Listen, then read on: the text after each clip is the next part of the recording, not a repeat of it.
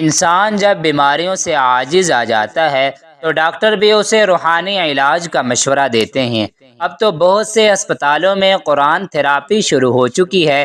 کئی بار لوگوں کو اللہ کے کلام سے شفا پاتے دیکھا۔ تو سنا ہے کہ جن کا پختہ عقیدہ ہے کہ جو کام ادویات نہیں کر سکتی وہ اللہ کا کلام سب سے بہتر کرتا ہے، اور یہ سب سے بہترین اور افضل علاج بھی ہے جس میں شفائے کاملہ موجود ہے۔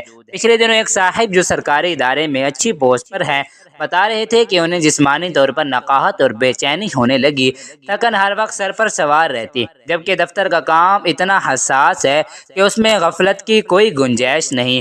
انہوں نے اس کا علاج اس صورت سے کیا۔ بتانے لگے کہ انہوں نے انتہائی پرسکون حالت میں پوری یکسوئی سے اس صورت کو ٹھہر ٹھہر کر 21 بار پڑھنے کا معمول بنا لیا، اور چند ہفتوں کے بعد ان کے بدن اور دماغ میں چستی پیدا ہو گئی۔ ان کا ہر کام میں دل لگنے لگا، بلکہ ہر کام سے پہلے یا کسی بھی مصیبت میں مبتلا ہونے پر اس صورت کا سہارا بنا لیتے تو ان کی کوئی مشکل بھی ہو وہ سب کی سب دور ہو جاتی۔ ان کی بیٹی کا رشتہ نہیں ہو رہا تھا، جس کے لیے انہوں نے اس صورت کو پڑھ کر اللہ سے دعا کی تو انتہائی معقول رشتہ آ گیا۔ ان کا ایمان ہے کہ اس صورت کی برکت سے ان کی زندگی بدل گئی ہے۔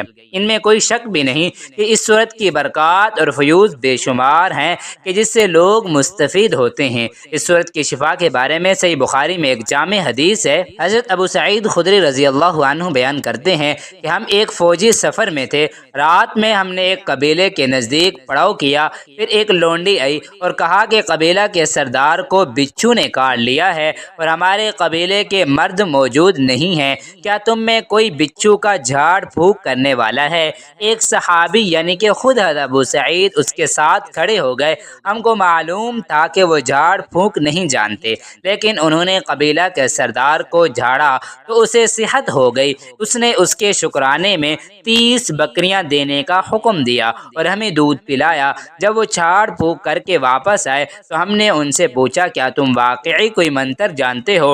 انہوں نے کہا کہ نہیں، میں نے تو صرف سورت پڑھ کر اس پر دم کی، اس سورت کی برکت سے اللہ نے اسے شفا دی۔ اس سورت کی بہت سی برکات ہیں، جس کا ایمان کامل ہے اور اس پر یقین ہے کہ اس سورت کی برکت سے اللہ اسے ہر بیماری سے، ہر مشکلات سے، ہر مصیبت سے نکال سکتا ہے اور ہر قسمی لا علاج بیماری سے شفا ہو سکتی ہے۔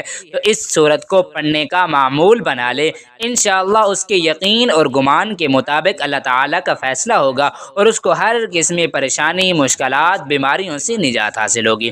دوستو ایک بار یہ سورت سماعت فرما لیجئے گا۔ بسم اللہ الرحمن الرحیم، الحمد للہ رب العالمین، الرحمن الرحیم، مالک یوم الدین، ایاک نعبد و ایاک نستعین، اہدنا الصراط المستقیم، صراط الذین انعمت علیہم غیر المغضوب علیہم ولا